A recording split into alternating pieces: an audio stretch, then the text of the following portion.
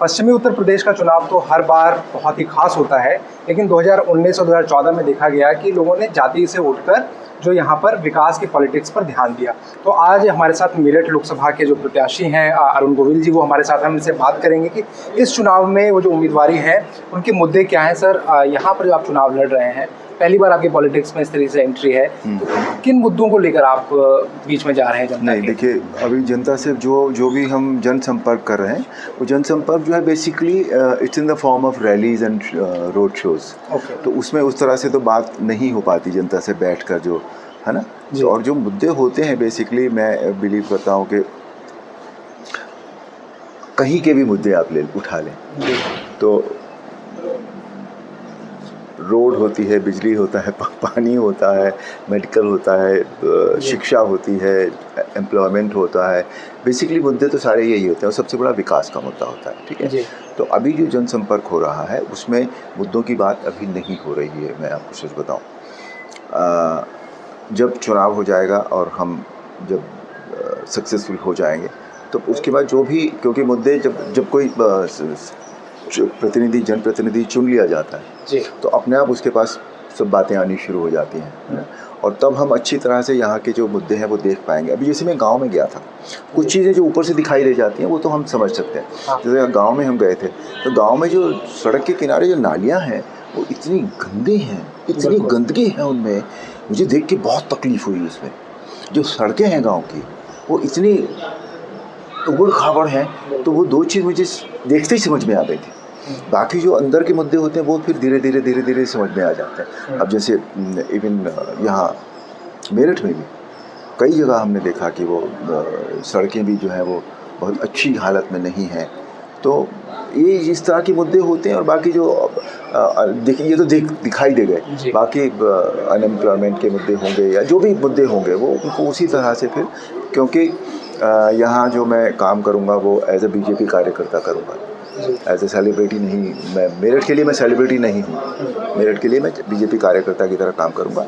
और दूसरे कार्यकर्ताओं से, जो हमारे सीनियर्स हैं, उनसे बात करके और सब पता करके फिर देन मुद्दों पर डिस्कस कर, मुद्दे शुरू में वादा करके भी क्या करना है आपको, काम आप करके दिखाएंगे तो पता लगेगा ना कि चुनाव में एक होता है कि आप इन मुद्दों को लेकर जाते हैं, जो उन मुद्दों पर कन्विंस करते हैं जनता को, लेकिन नहीं, यहाँ वैसा हो नहीं रहा है। यहाँ जो है, मैं जहाँ भी जा रहा हूँ, यहाँ सिर्फ मुझे देखते ही ये सारा जन सैलाब उमड़ पड़ता है to have a look at, and फूल फेंके जा रहे हैं, आशीर्वाद दिया जा रहा है, लोग चरण छू रहे हैं, लोग हाथ मिलाना चाहते हैं। मतलब मेरे वो प्रत्याशी बनने से जो मुझे दिखाई दे रहा है, बहुत खुश हैं। तो मुद्दों की बात उनके साथ हो नहीं पा रही। मुद्दों की बात खाली इतनी है कि ये जहाँ मैं कुछ ऐसे लोगों से मिलता हूँ जहाँ छोटी छोटी जनसभाएँ जैसे होती हैं, कि भाई डॉक्टर्स की एक सभा थी या टीचर्स की एक सभा थी, उसमें मैं ज़रूर बताता हूँ कि ये चुनाव जो है वो नॉर्मल चुनाव नहीं है। ये मोदी जी ने जो चुनाव, ये जो है विकसित भारत की नींव रखी है, उसके लिए ये चुनाव है। नींव तो रखी गई है, अब उसको बढ़ाना है हमें, तो आप अपना वोट ज़रूर दें। वोट का परसेंटेज जो है वो कम नहीं होना चाहिए। और सर, जैसे जो चुनावी अनुभव है आपका उतना विशाल नहीं है, लेकिन अभी जब आपने एंट्री की, जो आप 10-15-20 दिन से आप लोगों के बीच जा रहे हैं, तो ये जो चुनावी अनुभव आपको और राजनीतिक अनुभव थोड़ा मिला, इसमें आप देखते हैं कि आप कहते भी मैं सो कॉल्ड पॉलिटिशियन नहीं बन सकता, तो एक तो वो समझाइए, वो क्या आपके कहने का, वो क्या होता है देखिए, सो कॉल्ड पॉलिटिशियन से मतलब ये होता है कि किसी को नीचे गिरा दिया, किसी को ऊपर उठा दिया, किसी को बैकिंग कर दी, किसी को या किसी के थ्रू अपना काम करा लिया। वो इस तरह की चीज़ें जो होती हैं, जो है ना, क्योंकि जब पॉलिटिक्स में आप आ जाते हैं तो पावर आपके हाथ में आ जाती है, आप बहुत से काम अपने भी कर लेते हैं। तो अब जन सेवा के लिए अगर मुझे ऐसा कुछ करना पड़ेगा तो मैं शायद करूं, क्योंकि मेरा मेन मुद्दा तो वही है, जन सेवा, है ना। पर तो इसलिए वो सो कॉल्ड पॉलिटिशियंस की बात मैं कर रहा हूँ आपसे, कि वो कहते कुछ हैं, करते कुछ हैं, पता नहीं लगता। आपसे मिलेंगे तो बहुत प्यार से मिलेंगे, पता लगेगा और यही मेरे सगे वाले थे, बस और कोई नहीं था, और बाहर जाके कुछ हमारे पीछे ही कुछ और कर देंगे। वो सब काम मेरे से नहीं होते हैं, फ्रैंकली। तो सर, जो 30-35 साल पहले का जो आपका सोशल कैपिटल बना, जो रामायण जो लोगों के बीच गई है, क्या उसका फ़ायदा आपको यहाँ पर होगा, और क्या उसी छवि की वजह से आप सो कॉल्ड पॉलिटिशियन नहीं बन सकते कि एक नहीं, आपकी उस छवि की वजह से नहीं, मेरे अंदर नहीं है वो मेरे अंदर ही नहीं है। हाँ, मैं ऐसा नहीं कि कोई नाटक कर रहा हूँ, ये नहीं, बिल्कुल नहीं। मैं एक जैसा आदमी हूँ, जैसा एक ईमानदार इंसान हूँ। वैचारिक ईमानदारी है, बहुत धन की ईमानदारी है, सारी मेरी ईमानदारियाँ मेरे अंदर सारी हैं।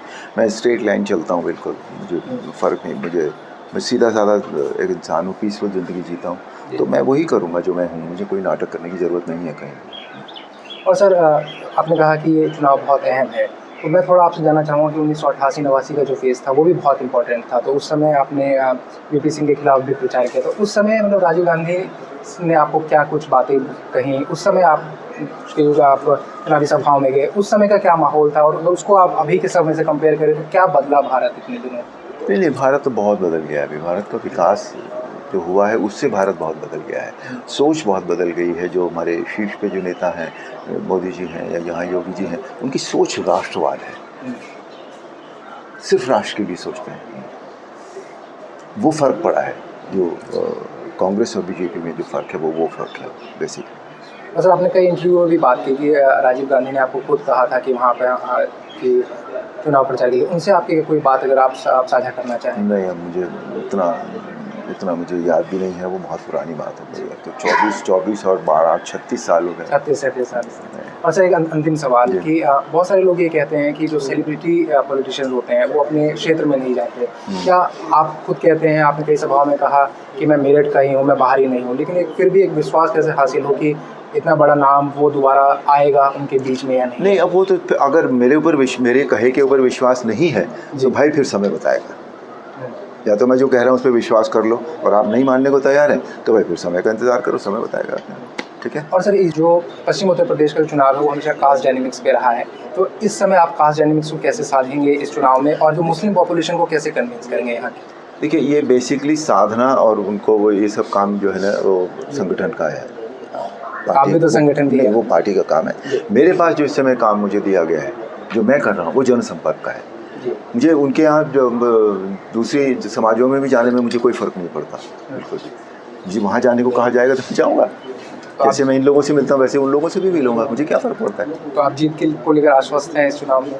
हाँ, जीत को लेकर आश्वस्त हैं? हाँ, मुझे पूरा आभास है इस बात का।